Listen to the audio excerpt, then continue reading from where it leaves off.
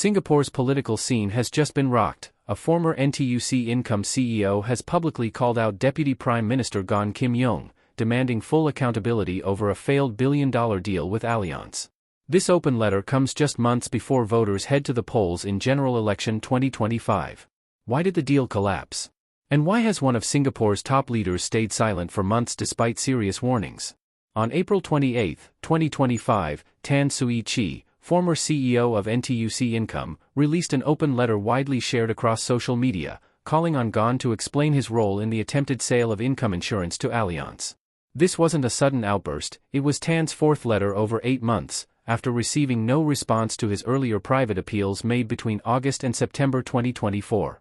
At the heart of Tan's concern is Gan's dual role, as chairman of the Monetary Authority of Singapore and the former chairman of the Singapore Labour Foundation, placing him at the crossroads of decisions that directly impacted Income's fate. The failed 2.2 billion Singapore dollar deal revealed more than a transaction gone wrong. Tan said it exposed deeper systemic issues, from fragmented oversight to broken public assurances. Tan demanded answers to key questions. Why did MAS not require Allianz to inject fresh capital? Why was $1.85 billion in Income's reserves stripped without safeguarding its social mission? Why was there silence from MAS despite mounting public concerns through 2024? Even more serious, Tan questioned if critical information was withheld from senior ministers like K. Shanmugam, suggesting worrying gaps in transparency at Singapore's highest levels of governance. But Tan didn't stop at regulatory oversight. He also spotlighted broader governance failures within NTUC, questioning why the Singapore Labour Foundation's stake in NTUC Enterprise was diluted from 30% to 20%, and whether this loss of influence allowed decisions that strayed from their original social mission. Critically, Tan argued that when leaders give public assurances, they must fully and transparently explain any major shifts.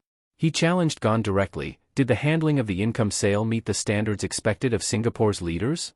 He also raised concerns about conflicts of interest, questioning if it was ever sound governance to allow the same leaders to dominate roles across NTUC Enterprise, Income Insurance, and the Singapore Labour Foundation.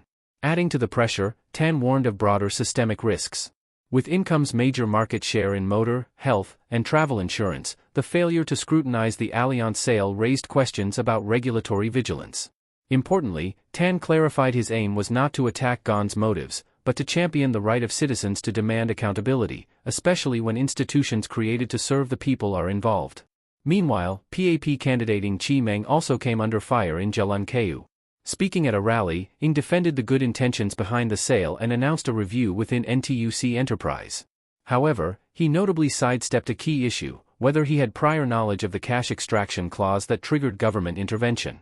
With Gan Kim Yong now leading the PAP team in Punggol GRC, and voters increasingly alert to these unresolved questions, the stakes are high. Will Singaporeans demand full answers before casting their votes?